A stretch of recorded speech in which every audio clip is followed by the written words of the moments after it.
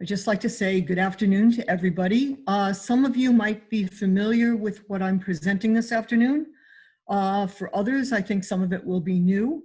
I want to thank Ellen and the Brentwood Historical Society for asking me to do this presentation.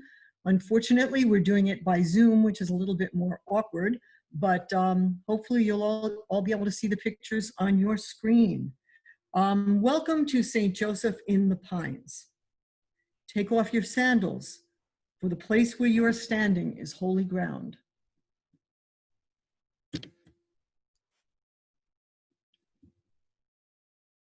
And for some reason or other, I am not able to move forward. Hold on one second.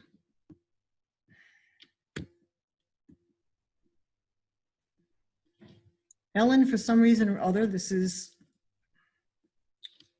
That happened the other day too, and then it just... Yeah, and then it just clicked in. Yeah, it'll click in. I hope. Oh, my goodness. Hold on a second. Yeah, I only see one person at a time. Say that again? There it goes.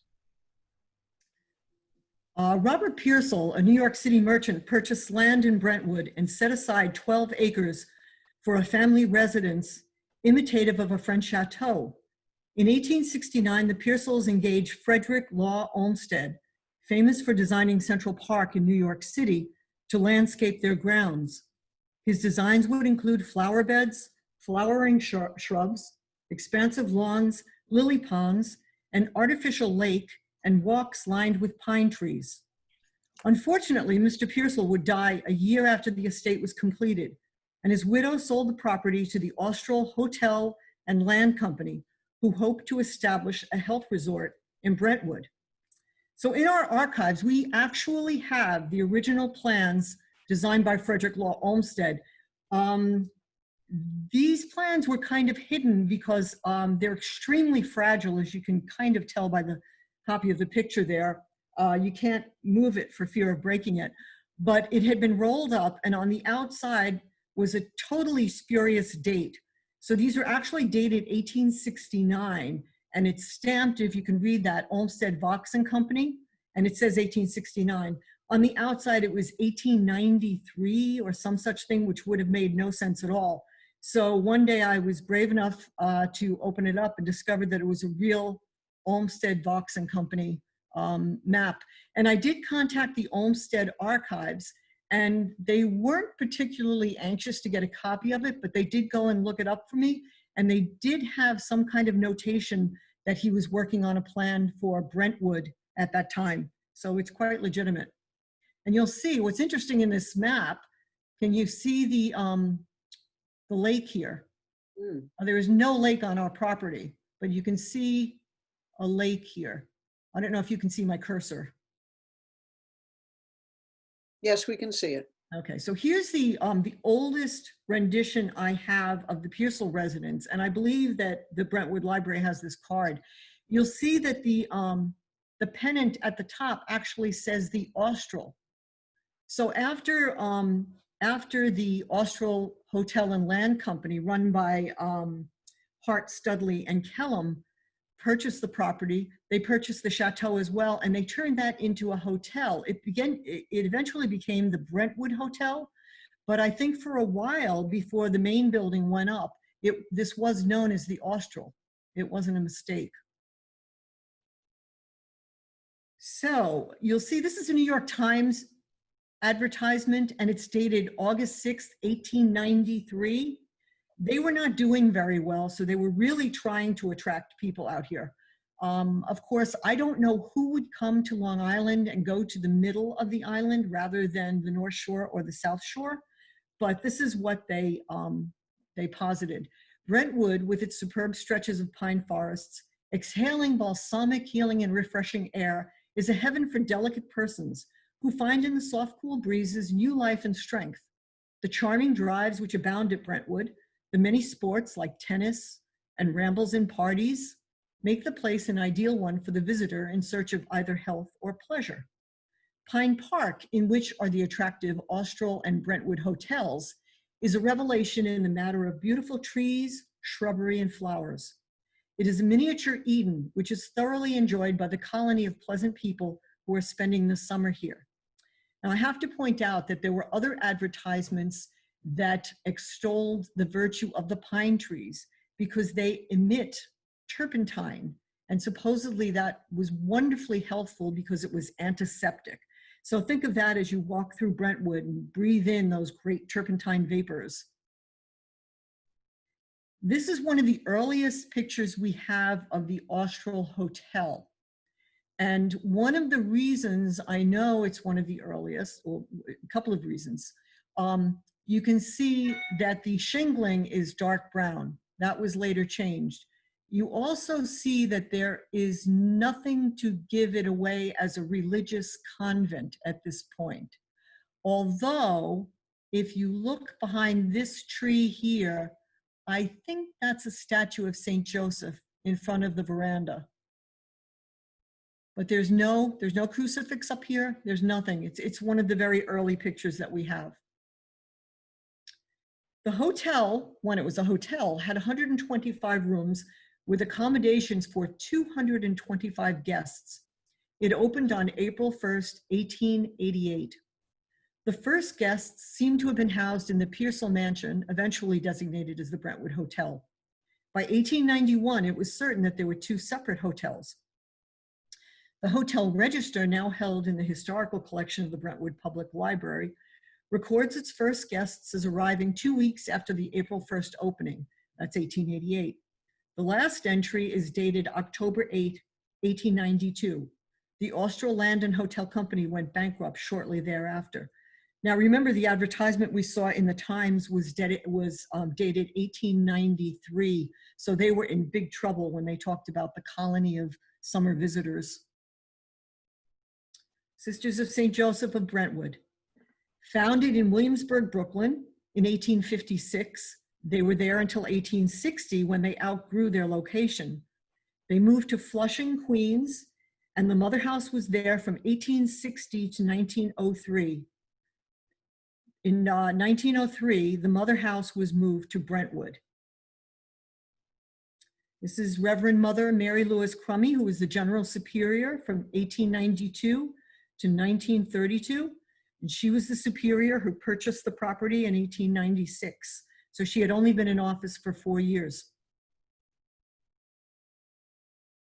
I have to wait until that admit disappears so that I can read. In February 1896, the Congregation of the Sisters of St. Joseph of Brooklyn purchased extensive property along with some buildings in Brentwood because Flushing offered little room for expansion. An idea to establish a women's college was just beginning to take hold too. I can tell you that in 1903 or 1904, the Ursuline Sisters had started a women's college in New Rochelle, which was originally called St. Ursula's College and then became known as the College of New Rochelle. It just closed last year. Also in 1911, the Sisters of Charity opened the College of Mount St. Vincent for women. So the Sisters of St. Joseph were eager to open a college for women as well. The vast expanse of this property with grassy fields and many varieties of trees, notably tall pines, held promise of future orchards, rose gardens, lanes of dogwood trees, and the present structures of the Brentwood Mother House. A sanctuary for the retired sisters, it was also a place where the vocations of countless young sisters would be nurtured. And I can tell you that in 1903, well, actually in 1892, when Mother Mary Louise took charge, there were 300 sisters in the congregation. By the time she ended her tenure, 40 years later, there would be 1,100 sisters. So Lover's Lane was turned into Rosary Lane, and here we see some postulants going for a picnic. The original hotels and cottages were immediately adapted to the sisters' use. The Brentwood Hotel, originally the two-story residence of Robert and Elizabeth Pearsall, was the first residence of the sisters and became known as St. Charles Cottage, named in honor of the bishop's patron saint. The bishop was Charles MacDonald. And here's a picture of St. Charles Cottage. newly renovated, turned into this residence from being the Brentwood Hotel. And you see two sisters standing in front. I don't have the date, but I believe it's early 1940s. See, it's quite beautiful. The Austral. While the mother house was still in Flushing, the Austral Hotel was used as a place of recuperation for unwell sisters, as well as a retreat center for diocesan priests. It was also used as a summer resort for some of the sisters to get them out of the city. March 20th, 1901 saw the groundbreaking for the Academy of St. Joseph, which opened in September 1903. That same year, the designation Mother House was transferred from Flushing. The sisters lived in the Austral. So the Mother House in Flushing at this point still had sisters in it, but the sisters who were in leadership and the bulk of the sisters did move out to the Austral, to Brentwood. Eventually, the empty building in Flushing was turned into an orphanage for girls. And they did have a school there as well. It was the annex of Bishop McDonald High School for girls. So the building was never empty, but the Mother House was transferred here to Brentwood. Priests from St. Anne's resided in St. Charles Cottage. The Bishop of Brooklyn was a frequent visitor. He also suffered from poor health, so it was a chance for him to get away from the city and just to recoup his strength. Here's another old picture of the Austral. Again, you see that the shingles are dark. You see that there is no crucifix up here. You do see the statue of St. Joseph here facing the veranda. And you see the bunting. I assume this was for the 4th of July because they often celebrated and the bishop would set off fireworks on the front lawn here. And you can see the sisters all lined up right here. And I'm not sure who these gentlemen are. On the left, they're probably clergymen. It's an enormous building. It's also a wood frame building, so it was extremely dangerous in terms of fire. Here's a winter picture, still with the dark shingles. And you see one of the staffmen cleaning off the front steps. Take a look at the icicles up here. Anytime I show this picture to the older sisters, they love to point out where their room was. So let's go over the chronology again. February 1896, the purchase of Brentwood property. And I do believe I said it was about 350 acres. March 1901, the groundbreaking of the Academy building.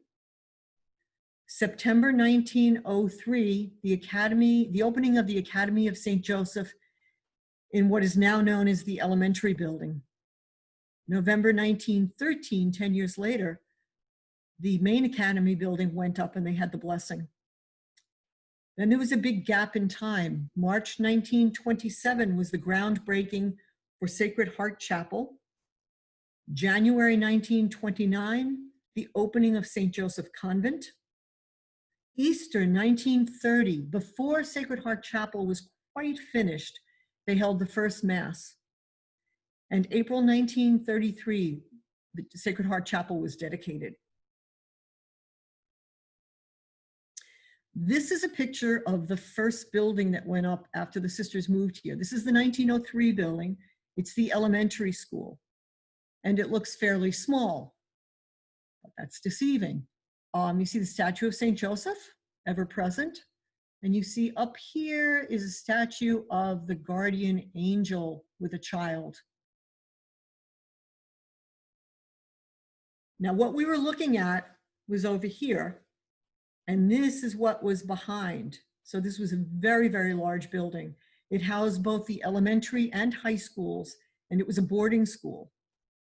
And then here you have the assembly hall, and there's a very, very beautiful stained glass window of St. Joseph again in this. There's an auditorium in here. There were music rooms. Music was a very large feature of the education of the girls. And you see this two-story connecting corridor, which is known as a hyphen. connecting these two buildings. So it's actually much, much larger than it appears from what you saw. So here again, here's the assembly hall from the side, and you can see the hyphen, the connecting corridor, two stories. And of course, the wheelchair ramp was added on later. This was taken a year or two ago. The Academy of St. Joseph.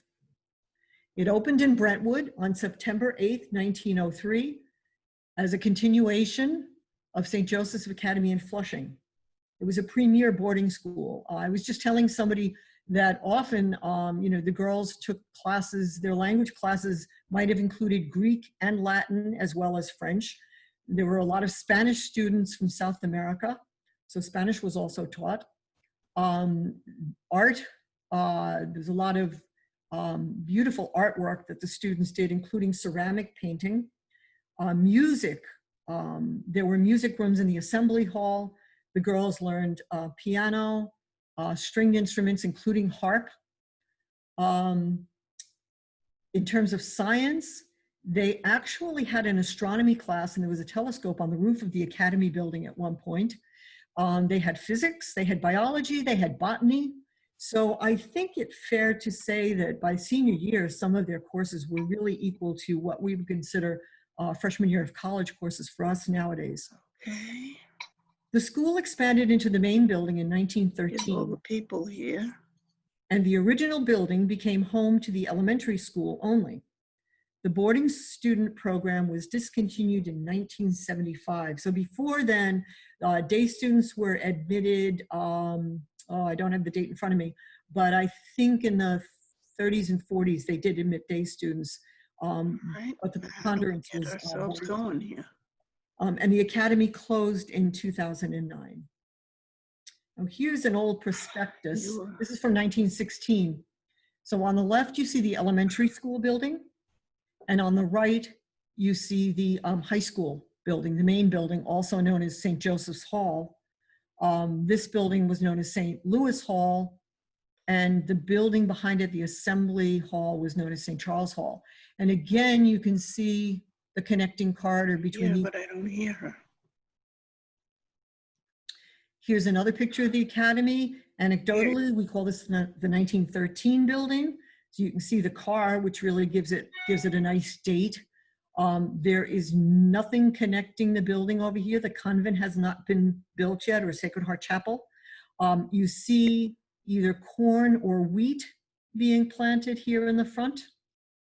Other than that, the academy building is similar to what you see nowadays. You still have these wrought iron lamps out front, and you see the cupola up on top with St. Joseph. And we'll have a close-up of him later. And this picture, I think, comes from the Brentwood Public Library. We have a bad copy. I apologize for that. But here's the coach of St. Joseph's Academy and Convent, and the little Pat is the driver, not the horse. And here, just to give you a flavor of the times, here are two girls. One is on a donkey, and one is in a cart being pulled by a pony. There were two donkeys that were given as gifts around 1916 to the academy from a grateful family from South America. And field days were very popular with the students of the academy. And here's a field day picture. This is from the late 1920s. Nothing much has changed except for the outfits. Field day trophy. This is 1934. And the woman in the wheelchair who is holding the trophy, her family donated her photo album to us. We have a lot of wonderful old pictures of what went on at the academy from Araceli Riera. And as I said, she's the one in the wheelchair. I don't know what happened to her foot, but it doesn't look good. The academy had young children as well. Some of them were half orphans. Their mothers might have died, and so the fathers sent them to the academy. Some were full orphans, and some were just children of well-to-do families. You know, a lot of families traveled a lot in those days, so they placed their children in boarding schools. So they're wearing their black pinafores over their dresses. The dresses were serge, black serge. They were generally 5 years of age and older, and they slept in dormitories on the top floor of the elementary school building. They were called minims, meaning little ones. And this is an adorable picture, as I'm sure you'll agree. They look well cared for. I don't know where the riding instructor was, but this doesn't look too safe. So here we have a girl standing on one of her horses. I forgot to mention before when I said, you know, all the courses that they took, they did learn to be equestrians as well. And that was something that continued for many years at the academy. And some of you may be familiar with the riding shows later on in the 70s and 80s. But isn't this a wonderful picture? Just to give you an idea of what the student body looked like, this was the Academy of St. Joseph, and the picture was taken in 1955. It was the high school students only. So remember, there were many, many more children on the elementary school level. Faculty is sitting in the front. This picture was taken for the sisters' centenary yearbook, which was published in 1956, called The Flowering Staff. And they took pictures of every single school and other mission that the sisters founded or staffed. I'm sorry, I don't know why my pictures are coming out slightly off center, but well, I can't change that now. St. Joseph Convent and Sacred Heart Chapel. So remember, the academies went up in 1903 and 1913, and then there was a gap. The sisters were living in the Austral. The laying of the cornerstones for the St. Joseph Convent and Sacred Heart Chapel took place on April 29th, 1928. Bishop Thomas Malloy, who replaced Bishop Charles McDonald, officiated, and Monsignor Patrick J. Cherry, whose sister would become Reverend Mother Charles Edward Cherry, delivered the sermon. He was the pastor of St. Michael's Church in Brooklyn. The chapel cornerstone bears the inscription A Dei Gloriam, and the convent cornerstone bears the words Laudamus Te. We praise you. Now, these are amazing pictures of the laying of the cornerstone. And what you may notice right away is that there are an awful lot of men in this picture. The sisters are there. If you look at my blue arrow, you will see them. They're sitting off to the side in the corner, not on the dais, which was erected for this grand celebration. So you've got your altar boys, you've got various clergy and other men, and that's Bishop Thomas Malloy right there. If anybody knows a relative who was an altar boy, I would love to share some of these pictures with them. This is an interesting picture. It's the same day, and there's Monsignor Patrick Cherry delivering his oration. You can tell it's a really windy day. The flags are flying like crazy. And then over here, you see the sisters huddled on their chairs, not up on the dais, they're down here. And you see all these people in their fur coats. What's interesting is that this picture was not a professionally taken picture. This picture was taken by a 6th grader, Alice Meehan, who actually entered the convent and became Sister Maria Eucharia, well known for marching in Selma many, many, many years later in the 1960s. But as a 6th grader, she snapped this picture, which is just wonderful for the viewpoint it gives. St. Malachy's Home Band. Well, the sisters staffed a few orphanages, and one of them was St. Malachy's, a boys, it was originally co-ed, but it became a boys' home when the mother house was freed up in Flushing, and that became the girls' orphanage, and they separated the boys from the girls.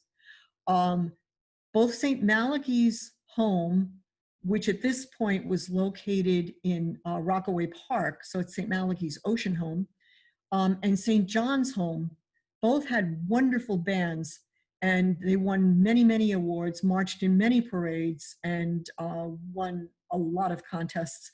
I would give anything if I had a recording of them, but I do not. But anyway, the boys look happy to be there. So the St. Malachy's home band and the St. John's home band, which were on the other side of the dais, supplied the music for the day. You can see this lady back here. So this is 1928, and you can see all the 1928 vintage cars in the back. This is a picture from 1927. You know, I believe I should correct myself. I think the laying of the cornerstone was 1927, and that read wrong. I apologize for that. This was December, so that was April. So this was some months later, and you see how much construction they did between then and December. So you see on the left is the chapel going up, and you see on the right is the convent.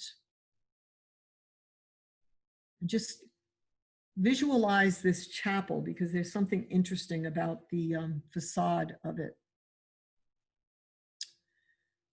Opened on January 15, 1929, well before the Sacred Heart Chapel was finished, as a residence for the professed sisters engaged in the administration of the congregation, in teaching at the academy and nearby schools, and in other ministries, until the opening of Maria Regina in 1968. Sick and retired sisters were cared for in an infirmary on the second floor. So there's the facade of St. Joseph Convent. This picture was taken in the 1950s. And just keep in mind that the convent was much simpler than Sacred Heart Chapel.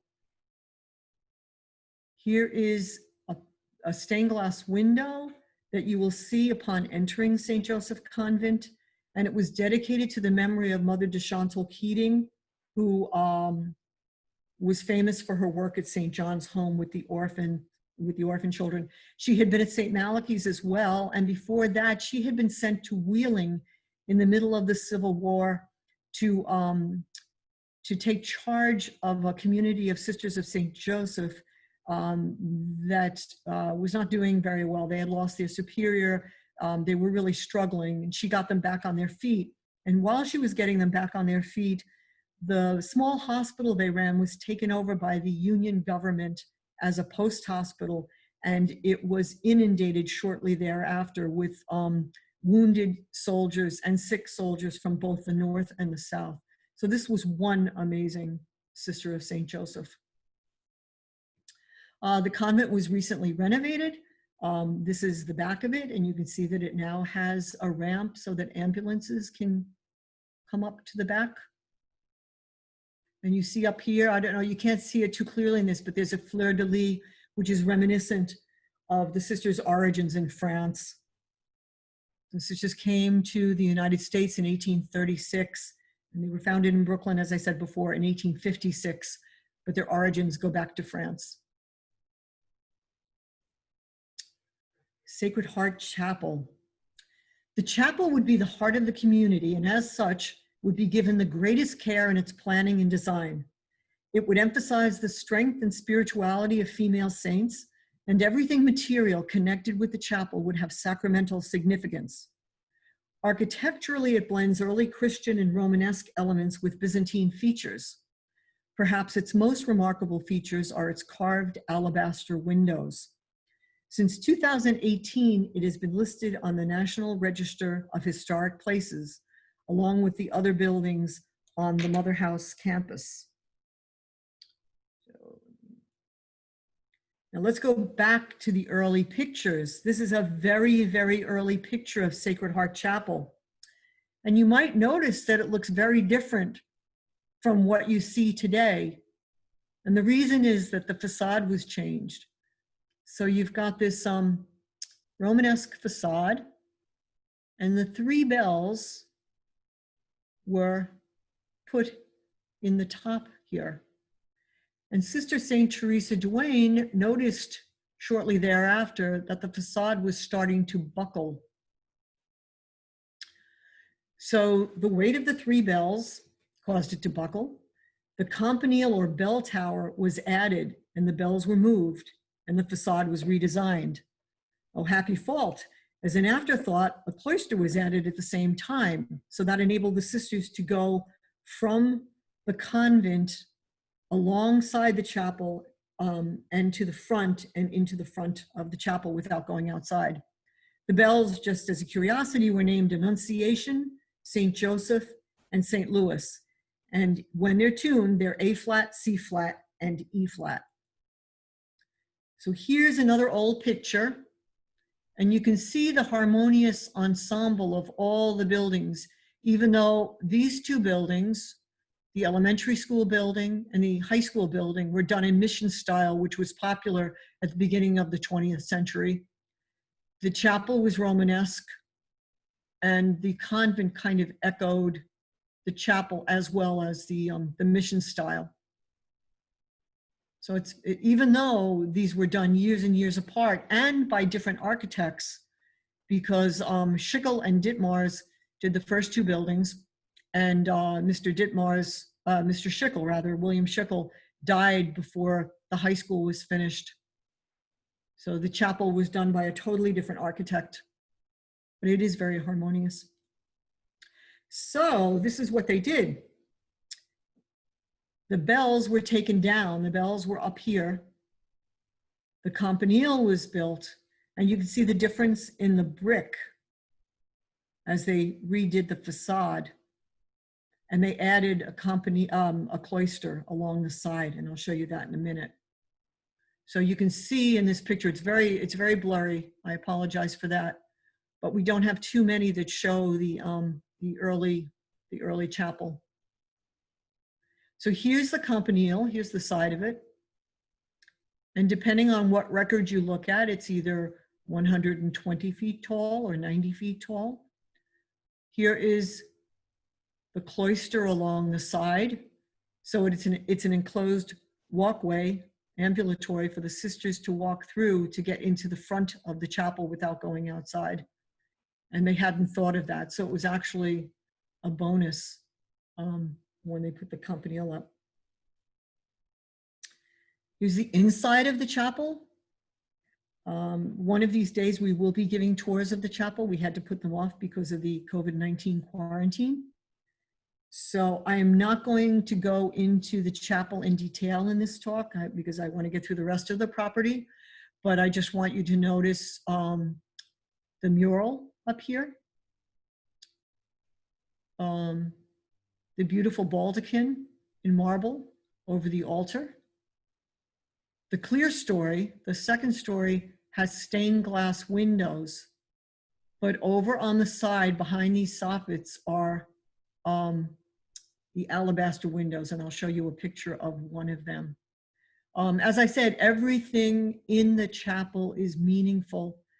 The pews, which reflect the sisters coming to the United States, are made of Appalachian oak.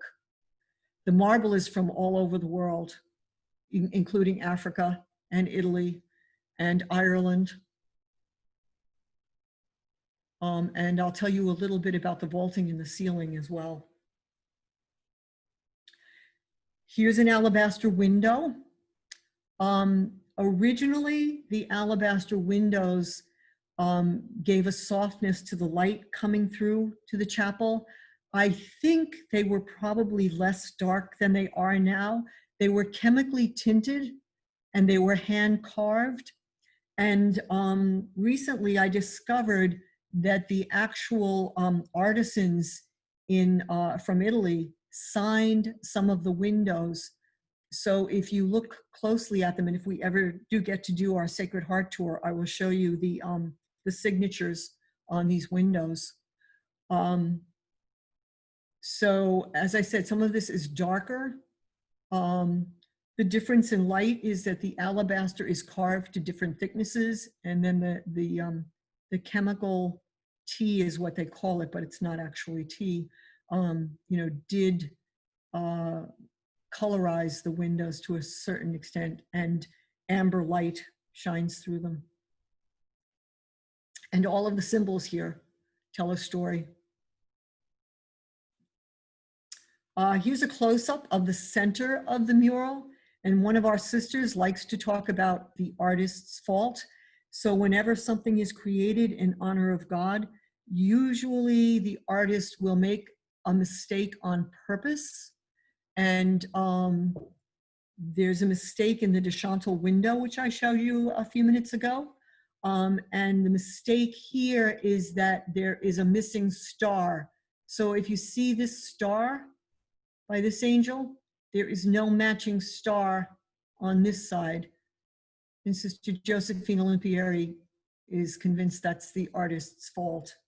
In the St. Joseph window, there is one panel of leaves that is colored differently from all the other panels.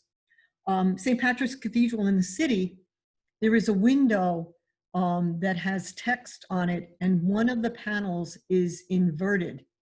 And I believe that that was done on purpose. I've seen that in other churches as well, just to signify humility on the part of the artist.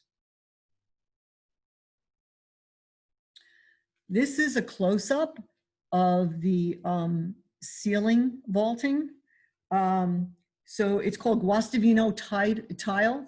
Raphael Guastavino and his sons devised this. It's a very, very strong but very light terracotta tile with a slight differentiation in color. It's fireproof. And I don't know how many of you have ever been in the Cathedral of St. John the Divine, but it's used there. The Ellis Island Registry Room, it's used in the ceiling there. Grand Central Station, the Oyster Bar, if you're ever in there, look up. It's the same thing. And I grew up in the Bronx, not far from where NYU had its University Heights campus and its famous Hall of Fame with busts of famous Americans. You can see it from the Major Deegan, the New York State Thruway going through the Bronx. And the ceiling of the Hall of Fame also has the Guastavino tile. The Guastavinos lived in Islip. Eventually, some of them, I'm not sure if it was the father, but at least one of the sons did, I believe. And they lived in a house, it's called the Tile House, and the outside of the house is totally done in Guastavino tile. So you might want to look that up sometime. It's still there. I drove down and looked at it not too long ago. Sadly, Mother Mary Lewis did not live to see her chapel finished. She died on May 22nd, 1932, and Sacred Heart Chapel was dedicated on April 18th, 1933. But if you remember, I had said that the first Mass was celebrated on Easter in 1930, and she did attend that first Mass. Now, this statue is to the left of the sanctuary, and it's in honor of her patron, St. Louis, the same King, St. Louis, who had the Sainte-Chapelle in Paris built to house the crown of thorns, which is what St. Louis is holding here. But this is a really interesting statue, and I'd just like to tell you a little bit about this. René Chambellan was the sculptor, and he was drafted into World War I and unfortunately was gassed. But because of that, he was taken out of the lines, and he was sent to recover in Paris. And while he was in Paris, he was able to study at the Beaux-Arts Institute and continue his art studies even while he was still enlisted. He is famous for designing the Newbery Medal. So anybody here who's a librarian will know that there's an award given for children's book illustrators, and those books have a medal on the front of them, and it's called the Newbery Medal, and it was designed by the same person who designed this statue. He also worked on a lot of buildings, and if you've ever been to Rockefeller Center and you've seen the tritons, the nereids, and the dolphins, they were designed by René Chambellan. So he's famous for Art Deco. And if you look at this statue and you look at the page boy hair of St. Louis, and you look at that that leg that's peeking out from his dress there, to me, it says Art Deco. And it's almost a shame that there wasn't a similar statue on the other side to match this.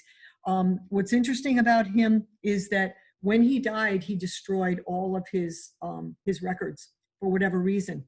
And his grandson is trying to put up a website honoring his grandfather and to show all of his works. And I contacted the grandson and was able to send him a picture of this, and he was really happy to post it. So a little bit of background information on that. Here's an outside of the chapel, and this, of course, is the famous campanile, the bell tower.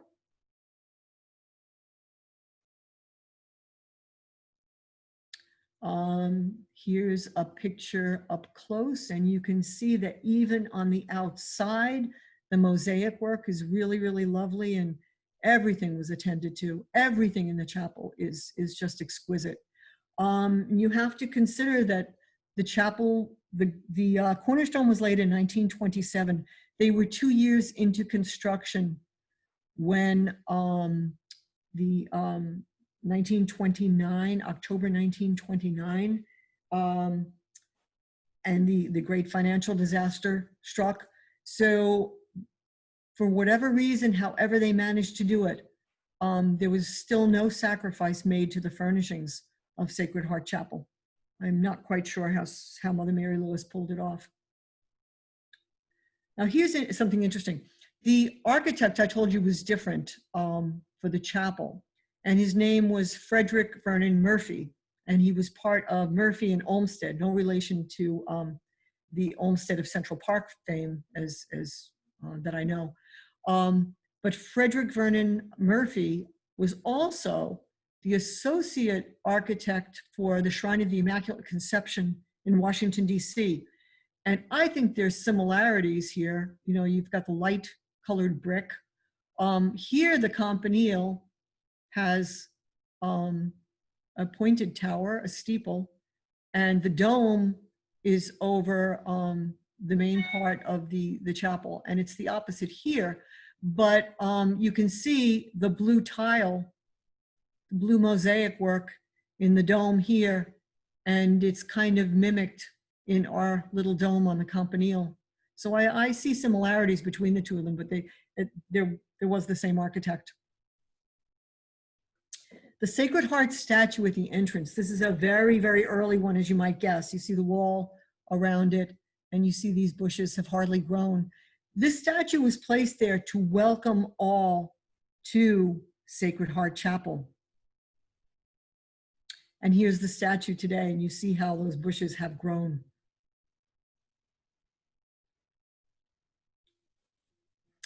Let's go back to our chronology. September 1955, you have the opening of St. Joseph Novitiate and Brentwood College. September 1955, the opening of the Academy Gymnasium. July 1961, Our Lady of Grace Junior Aid opened. April 1968, the opening of Maria Regina Convent. And May 2000, Maria Regina became a licensed healthcare facility. So in 1954, the wings were under construction.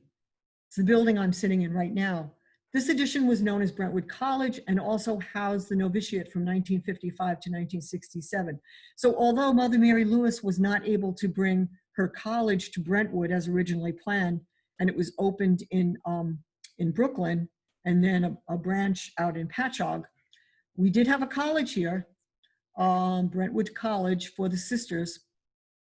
The college closed in 1971 because there were fewer sisters entering, and it wasn't needed at that point. And St. Joseph's College offered an upper division branch in the building, sharing the facility with C.W. Post College. LIU C.W. Post left in 2013, and BOCES offers programs here now. The building is also known as the Renewal Center, and it offers space for retreats, and administrative offices are located here too. So this is the architect's rendition. So again, it's part of the harmonious whole. So over here, you have the very end of the convent with a large porch, and you have a connecting corridor again, a hyphen, going into the building. Here, the wings. This is the construction going up, steel girders. This is the building from the outside. And I'd just like you to take a look. Here's St. Joseph, the ever-present St. Joseph in this roundel up there. If you're ever going by, take a look at him. And there's also a little connection here to Immaculata residence.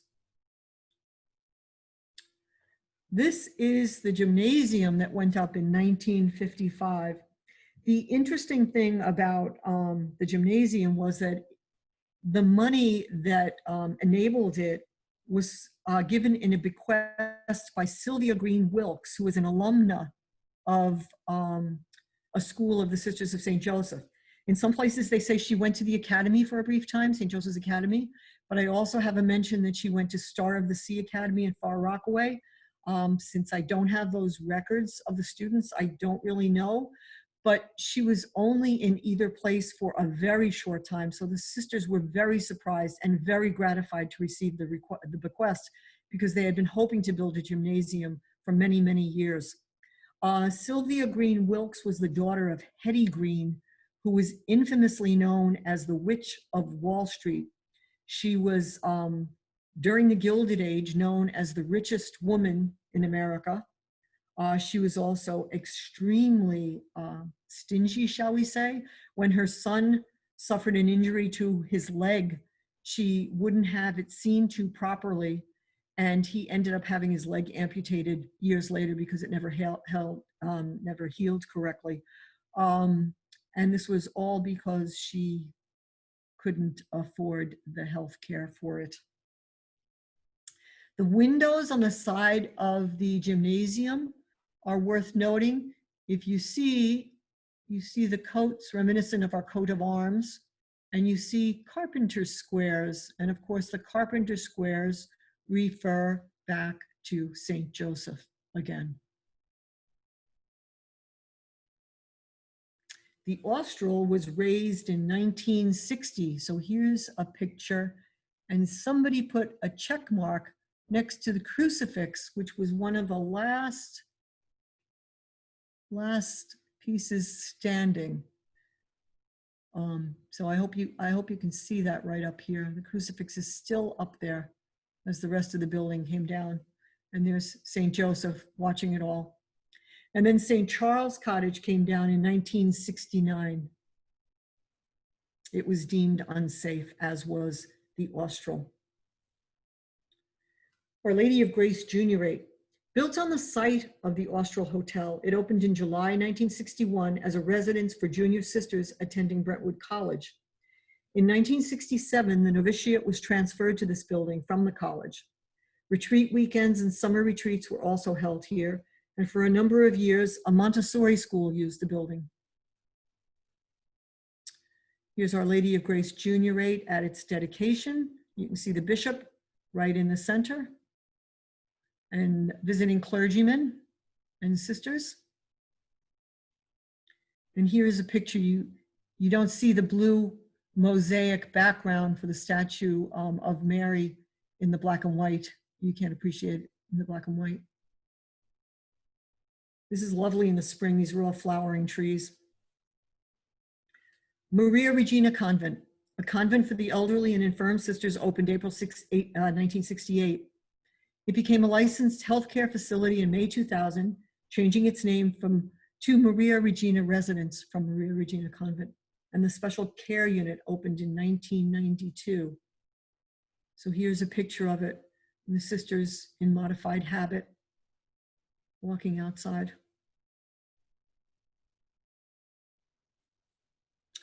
Here is a shot from above. Now, you might know that Maria Regina means Mary the Queen. And I have wondered whether or not this shape, which reminds me of a crown, was settled on for that purpose. It's rather unusual with the slightly diagonal sides here. But from above, it does look like a crown. And you've got the courtyard in the center.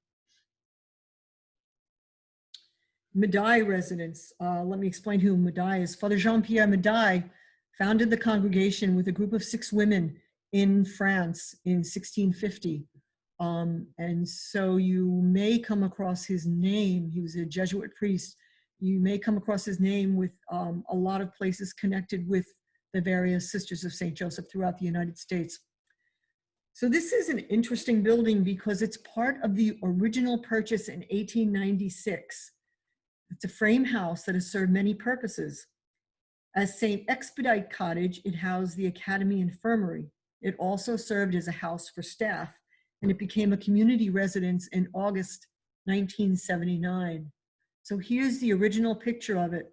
And I do believe on the main piece of property, it's the oldest building. You can see Academy students in the background here. And this is what it looks like today. So it's across from the gymnasium. Farm. The mother house was almost self-sustaining with a working farm on the property. There were horses, dairy cows, chickens, sheep, pigs, a fruit orchard, vegetable gardens, vineyard, and a cornfield. Farmland use dates back to the Pearsalls and other owners. Robert Pearsall was a scientific farmer, and his wife Elizabeth started an agricultural school for women here in Brentwood.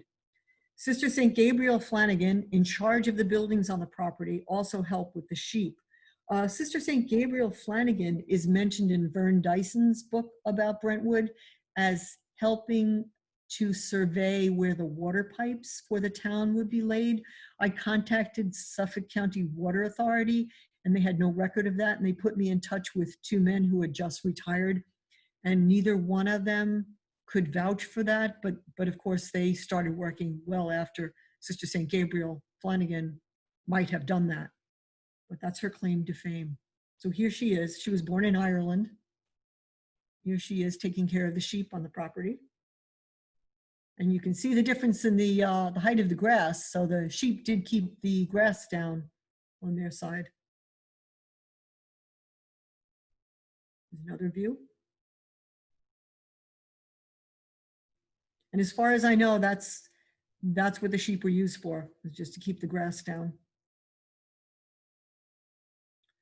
Here is a picture of the barn. I'll have a date on that in a minute. And you can see the 2 silos back there. I know there were at least 40 Jamesway stalls, so they could have housed up to 40 dairy cows. And here's a great shot of the cows in the pasture in front of the academy and the convent over on the right.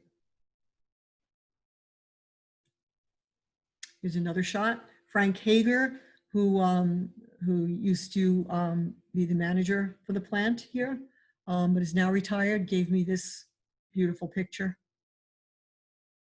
Up and close to the cows. Looks like it's close to milking time. And we also had a chicken farm. This was not contiguous with the property. It was north of the railroad tracks, from what I understand.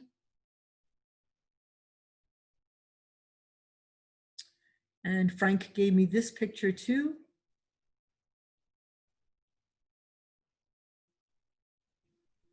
Horses pulling the plow. This picture comes from one of the early students at the academy. And she wrote that they were stealing the apples. I don't believe they were supposed to, but we had a lot of orchards here, and I believe that some of them are being, some of the fruit trees are being replanted. This is a picture of the back of the buildings, and you can see the corn that was being grown.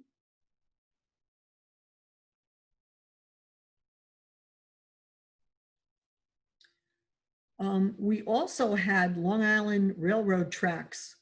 So it was called the Sisters Siding.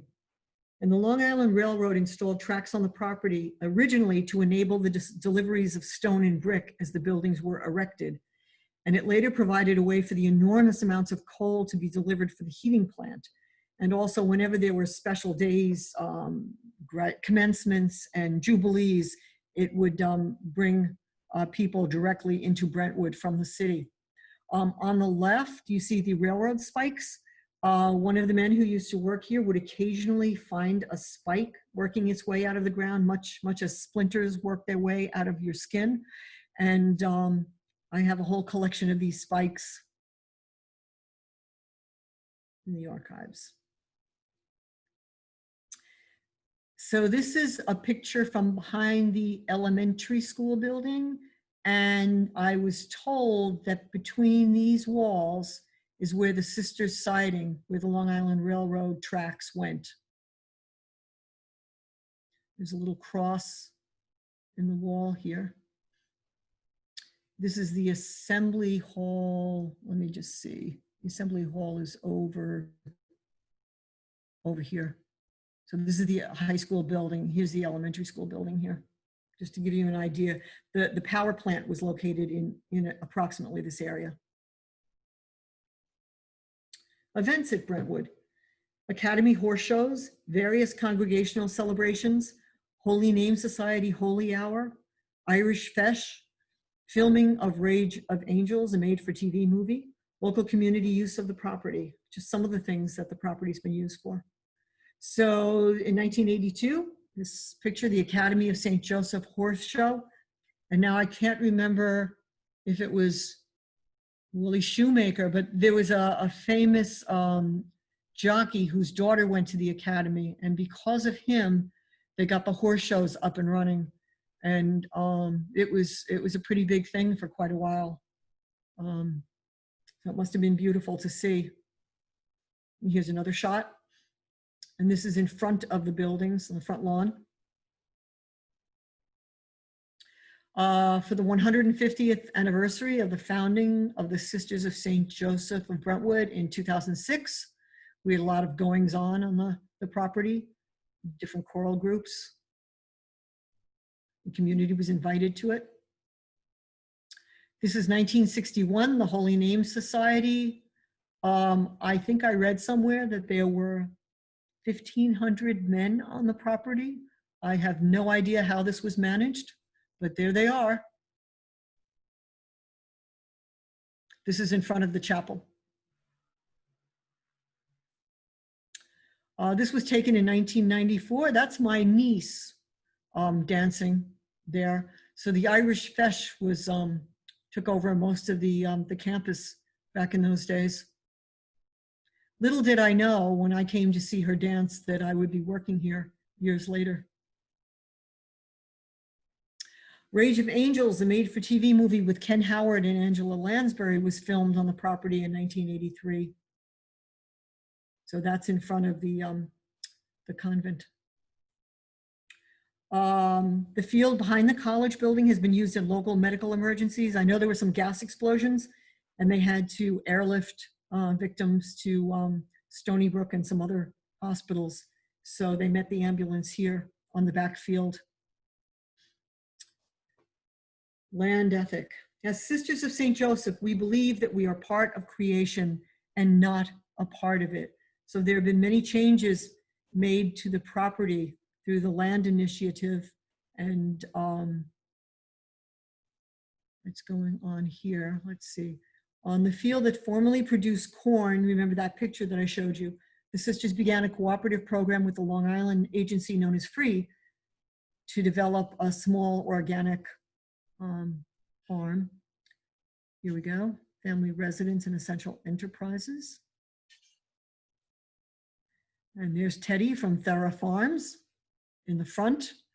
And this land, as Sister Karen Burke can tell you, is precious because it's relatively untouched by any toxic chemicals. Here's another picture of one of the farms in the back. I think this is in the back.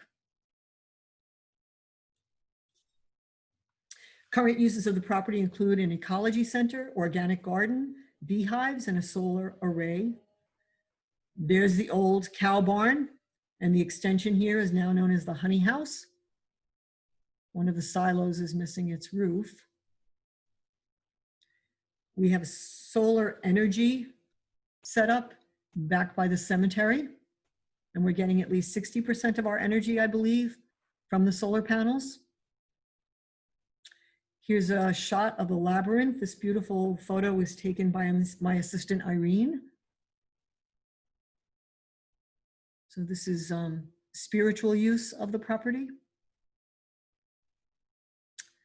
Calvary Cemetery was consecrated as St. Mary's Cemetery in 1909.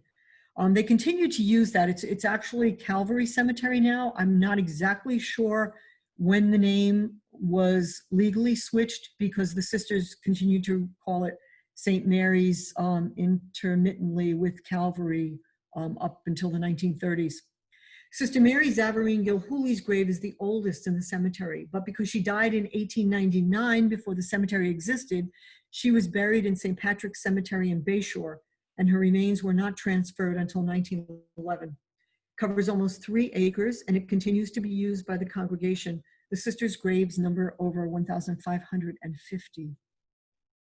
So here's a picture of the old headstones.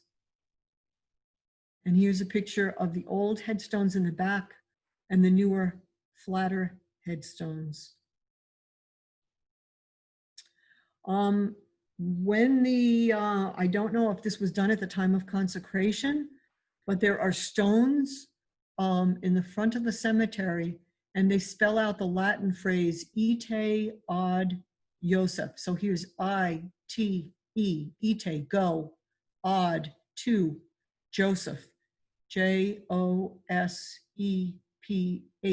And if you're ever in the cemetery, you can look at that and remember that Joseph watches over all of us here. So let's take a walk about the grounds of St. Joseph in the Pines in the past. Here's a very, very early photograph. So we know it was after 1903 when this building went up. And here's the working farm back there, very little else. This is called A Favorite Walk. This is from a postcard that's dated around 1911. This is Our Lady of the Field. In the front, the building is still there, the statue is not, but this is in front of the Academy building and the convent. This is a rose garden that was supposedly stunning. It is alongside the convent, but the wings were put up right here. So the new college building was put up where this garden used to be. And this is another walkway through the property. Another one of the roads. This is over near, it's near the chateau. And there's the arbor.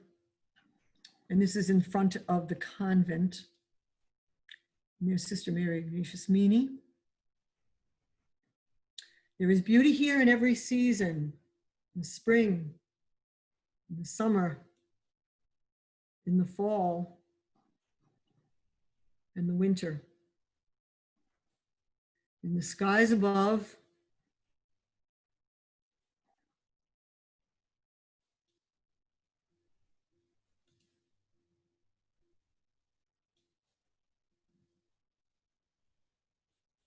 and the holy ground below. St. Joseph watches over all. And that is the end.